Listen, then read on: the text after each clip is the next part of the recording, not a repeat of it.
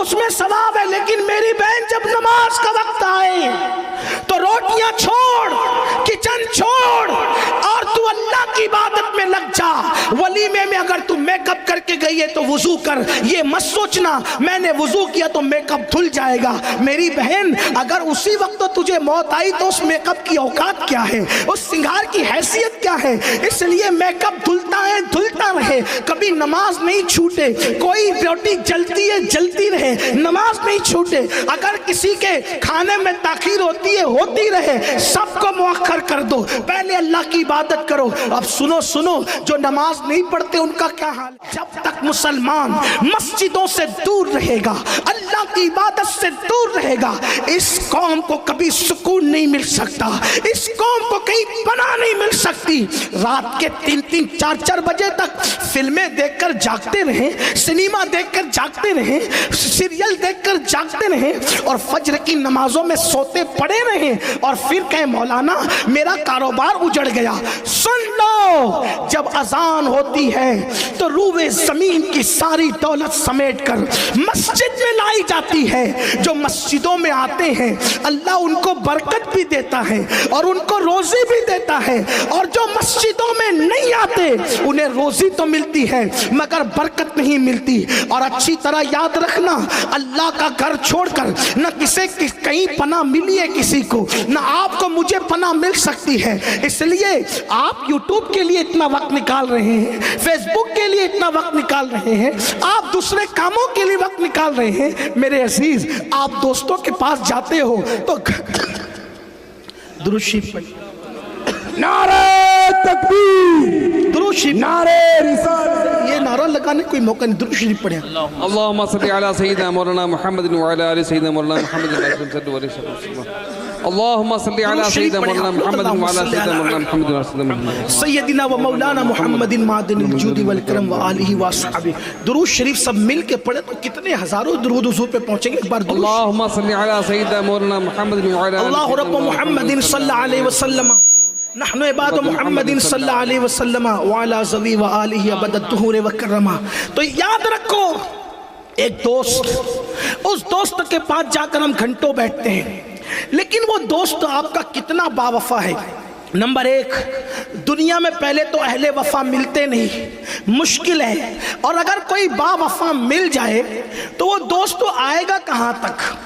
توجہ کرنا، جب جسم کا رشتہ روح سے ٹوٹ جائے گا میرے عزیز، میرے نوجوان، تو وہ زیادہ سے زیادہ تیرے قبر کے دہانے تک آئے گا اور تجھ پر منو مٹی ڈال کر ایسے پلٹ کر چلا جائے گا جیسے تجھے پہچانتا بھی نہیں تھا۔ میرے بھائی، وہ دوست جو تیرے منہ پر منو مٹی ڈال کر تجھ سے ہمیشہ کا رشتہ توڑ کر واپس چلا جائے گا، اس دوست کے لیے تو گھنٹوں ٹائم نکالتا ہے، اور وہ اللہ جس کی رحمتیں قبر کے اندر بھی تیرے لیے کام آنے والی ہے، میدان محشر میں بھی کام آنے والی ہے۔ ماں کے پیٹ میں جہاں نہ روشنی جا سکتی تھی، نہ ہوا جا سکتی تھی، نہ پانی پہنچ سکتا تھا، نہ باپ کا ہاتھ پہنچ سکتا تھا، نہ ماں کا ہاتھ پہنچ سکتا تھا، مجھے بتاؤ وہاں پر ہمیں کھلایا کس نے؟ وہ رزاق کے مطلق خدا وحدہ لا شریک نے کھلایا۔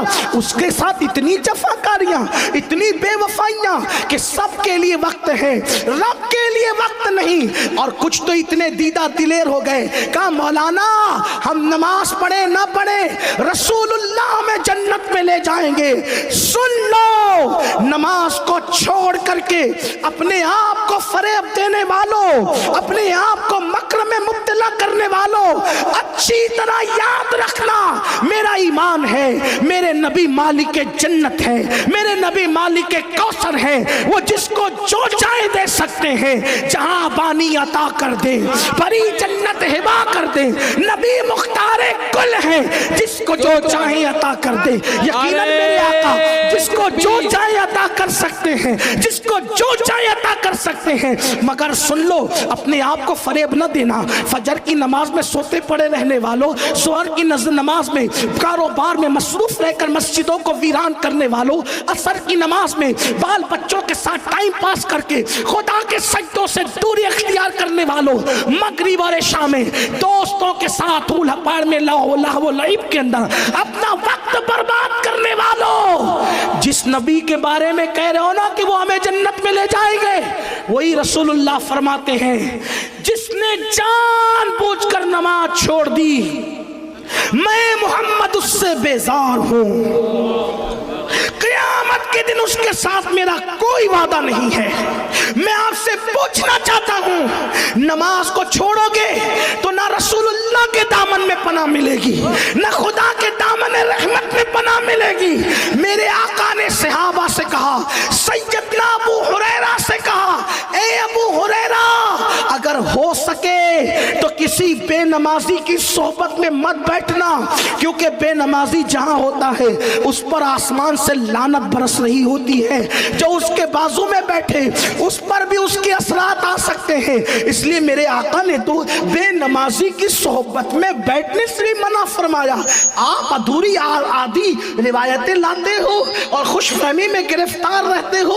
سکیت والو میری بات کا برا مت ماننا، میں تمہارا دشمن نہیں، لیکن معراج مصطفیٰ کے اس موقع پر میں تمہاری بارگاہ میں گزارش کرتا ہوں، اپنے اس خادم فقیر قادری کی فریاد سن لو، خدا کے لیے سردی ہو، گرمی ہو، برسات ہو، کچھ بھی ہو، کبھی نماز مت چھوڑنا، کیونکہ نماز چھوڑ دو گے تو رسول اللہ کی نسبتیں کمزور ہو سکتی ہے، دامن رسالت ہاتھ سے چھوٹ سکتا ہے۔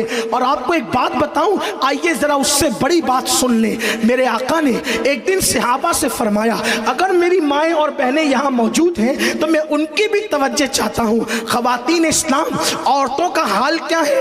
ان کو زیورات سے پیار ہے، انہیں کپڑوں سے پیار ہے، ان کو شادیوں میں شرکت سے پیار ہے، ان کو ولیموں میں شرکت سے پیار ہے۔ میں آپ سے کہنا چاہتا ہوں میری بہنوں، تم بھی یاد رکھو، آپ بہت ڈینگے مارتی ہو نا، میرا شوہر تو کروڑ پتی ہے، میرا شوہر تو اربوں پتی ہے، میری بہن شوہر اور کی تو شریک حیات ہے بس۔